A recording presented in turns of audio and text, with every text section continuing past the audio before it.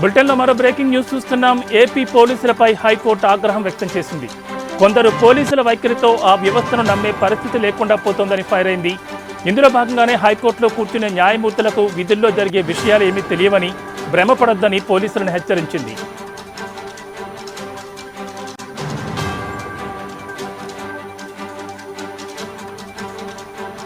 ఈ మేరకు social media అరెస్టులను high court తప్పుపట్టింది.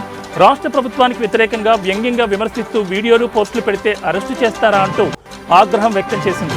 అలా అయితే అలాంటి సినిమాలు తీసే దర్శకులు, హీరోలు, విలన్లను కూడా అరెస్టు చేయాలని హైకోర్టు వ్యాఖ్యానించింది.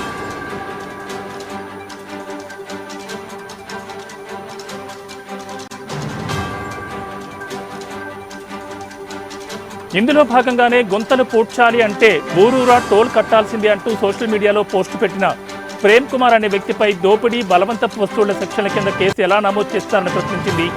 ఫిర్యాదు అందిన వెంటనే కర్నూలు నుంచి వచ్చి గుంటూరులో ఉన్న ప్రేమ్ కుమార్ను తెల్లవారుజామునే అరెస్టు చేయాల్సిన అవసరం ఏముందని కర్నూలు 3 టౌన్ పోలీస్ స్టేషన్ సిఐని నిలదీసింది.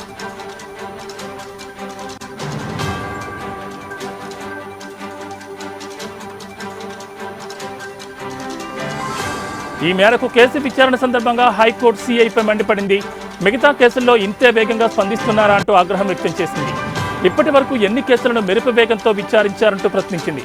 ఈ కేసుకు సంబంధించి పూర్తి రికార్డులను తమ ముందు పొందుపరచాలని సిఐ సంబంధిత మెజిస్ట్రేట్కు ఆదేశాలు జారీ చేశారు. తదుపరి విచారణను ఏప్రిల్ 8కి వాయిదా వేశారు.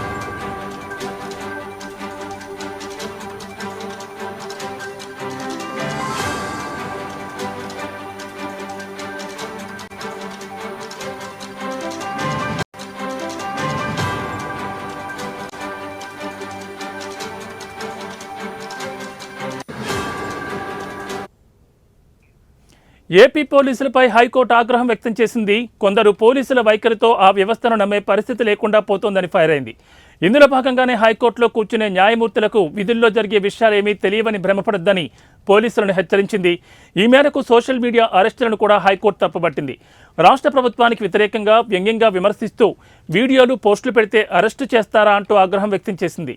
అలా అయితే అలాంటి సినిమాలు తీసే దర్శకులు, హీరోలు, విలన్లను కూడా అరెస్టు చేయాలని హైకోర్టు వ్యాఖ్యానించింది. ఇందులో భాగంగానే గుంతలు పూడ్చాలి అంటే ఊరూరా టోల్ కట్టాల్సిందే అంటూ సోషల్ మీడియాలో పోస్టు పెట్టిన ప్రేమ్ కుమార్ అనే వ్యక్తిపై దోపిడీ, బలవంతపు వస్తువుల సెక్షన్ల కింద కేసు ఎలా నమోదు చేస్తారని ప్రశ్నించింది.